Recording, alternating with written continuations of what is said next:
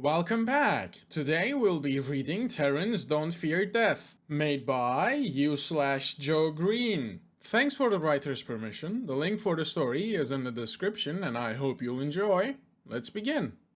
Terrans Don't Fear Death. The phrase is bandied around the communal areas of the galactic hub in almost every story about the war. They talk of battalions charging to their doom against insurmountable odds out of spite. They talk of dreadnoughts igniting an atmosphere as they burn up on atmospheric entry.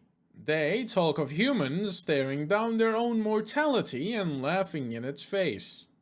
None of the fools telling the stories ever fought with the Terrans. When the Terrans first arrived on the galactic scene, they did so quietly. They seemed timid, almost scared in our early interactions. Their technology seemed on par with most known species upon achieving FTL space travel, but had reached that point far more quickly in time than any other known species. Their governments had been united under one regime for little over 200 cycles, much less time than any other species we had discovered. They had united and reversed the destruction of their ecology more effectively than even us, yet they shied away from their achievements.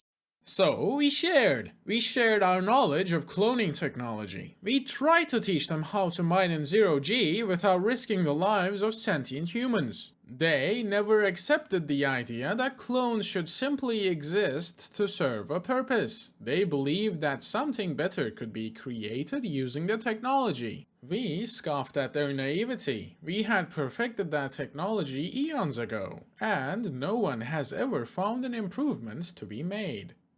Terrans Don't Fear Death. When the Andromedans attacked, no one was prepared. Our billion-strong armies of perfectly designed, obedient clones were no match for their ferocity. Our plasma cannons no match for their close-range strafing fighters. Our generals could not think of battle plans to counter the mindless offensive barrage that came with them, until the Terrans arrived. We had sent calls across every known star system, calls for aid, reinforcements, guns, ships, ammunition, fuel, food. Anything a species could offer against the inevitable doom that was decimating our outposts across the outer sectors, creeping ever closer to the core worlds. Humanity arrived, tearing the fabric of space around their fleet. We had met only 20 cycles previously, while their army was only 500 million strong, with little over 20 battle-capable ships at their disposal. But when they arrived to aid us, more than 200 ships appeared. Over 100 cruiser-class ships, 1 kilometer in length, with a spinal railgun the length of the ship itself. 50 smaller, more maneuverable ships, each loaded with 1,000 small fighters, designed to intercept smaller craft and bypass the shields of larger ships. Shortly after their arrival, the space around us was torn as 50 of their dreadnoughts jumped into our sector. Each of these ships were almost 50 kilometers wide and were covered from bow to stern with weapons.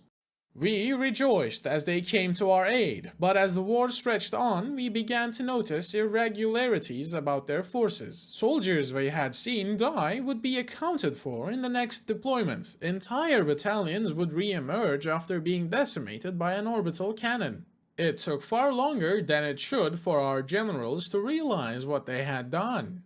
Terrans feared death, much like our own species, and many others across the galactic community. What made them different is that they decided to fight it. Our cloning technology had been butchered by their scientists. They had managed to implant their conscience onto multiple dormant clones, ready to be thrown into the heat of war the second their previous model expires. Terrans fear death, but death fears humanity. Thank you for listening. I'm glad to still have you here. This one was short and enjoyable, I believe anyway. I apologize for the lack of uploads. I seem to have lost my edge. If you have stuck around, go and show your appreciation to the writer on HFY. I hope you're having a good day, and I'll see you in the next one.